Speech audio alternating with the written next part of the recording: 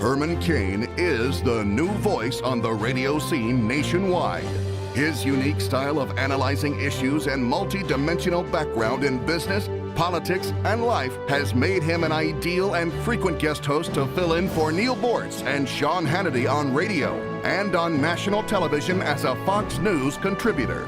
Herman is also a Horatio Alger Award recipient and has succeeded at the highest levels of corporate America. For his efforts, Herman was hailed by the Wall Street Journal and Businessweek as a visionary leader. In 2004, Cain ran for the Republican nomination for United States Senate from Georgia. Herman campaigned on replacing the federal income tax code with a national retail sales tax, restructuring the Social Security system, reducing the influence of government and the courts in the healthcare system, and stopping excessive federal government spending. An author of 4 popular leadership books, Herman has been called a new voice for common sense, urging the American people and business leaders to stand up and fight against overregulation and overtaxation by government. One of Herman Cain's favorite reminders to people is that we the people are still in charge of this country.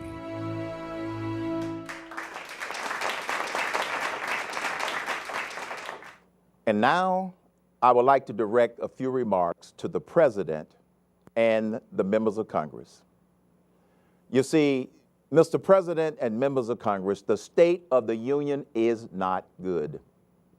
The American people are good.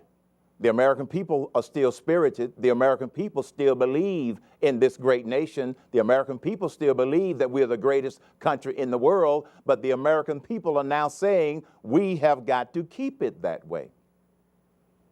But the union, as you've described it, is not good. In the last year, the war in Afghanistan has gotten worse. We do not feel safer at home. The economy got worse.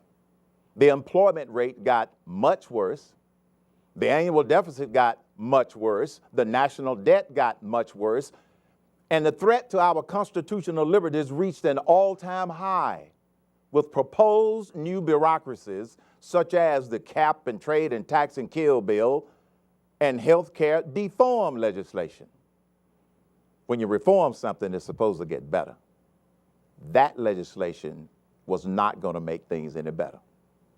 But even worse was the speed and manner in which you and the Congress tried to shove these big new bureaucracies down our throats. It was an outright insult to the American people. Now, many constructive suggestions to address these problems have been analyzed and made by well-respected organizations, such as the ones represented here tonight, as well as the Republican Study Committee in Congress. But it appears that none of these alternatives can get past your wall of advisors or out of committee, if they are allowed to even be introduced in Congress. Mr. President, you continue to say you are open to other ideas. But so far in your first year, none of them have been taken seriously, while the state of the union continues to get worse. Now, rather than elaborate on the problems, here are some common sense suggestions from the people. What a novel idea. Suggestions from the people, which could go a long way to rebuilding some trust and confidence in America's future. Because right now, people are losing confidence in America's future if we don't change some things, starting with your decisions, your policies, and this Congress.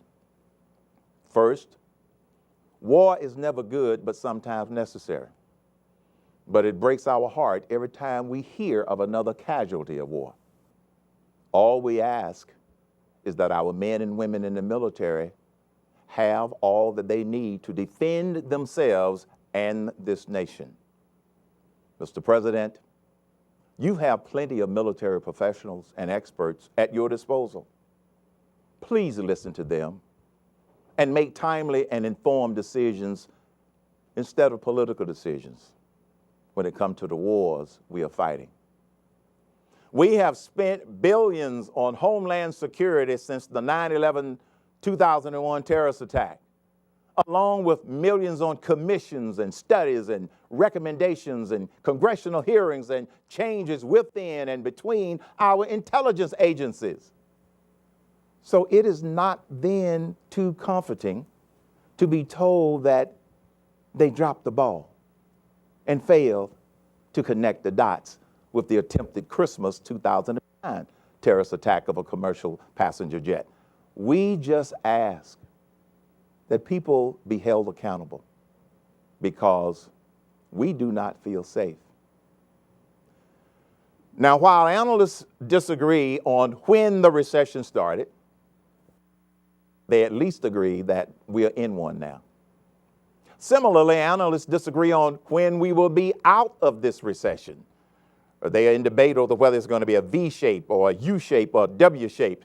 Businesses and unemployed Americans, they don't care what shape it is. They just want a real recovery instead of inaccurate claims about jobs saved and that the recovery is underway with a failed $787 billion stimulus bill.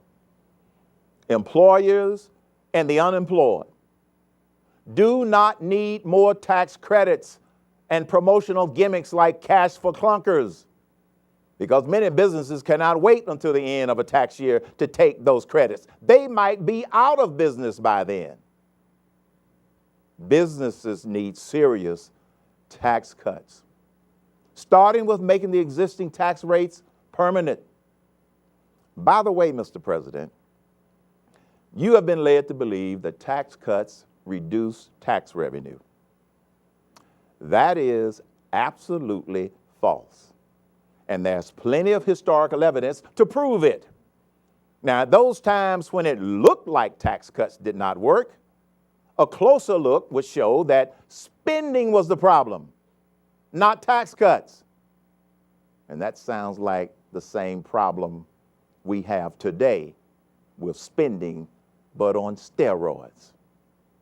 Now, additionally, reducing corporate tax rates and the taxes on repatriated profits, in the business world, we call that low-hanging fruit. It's low-hanging fruit for stimulating job growth. In the real world, you go for the low-hanging fruit first. They have worked in the past, and they will work again if you give them a chance.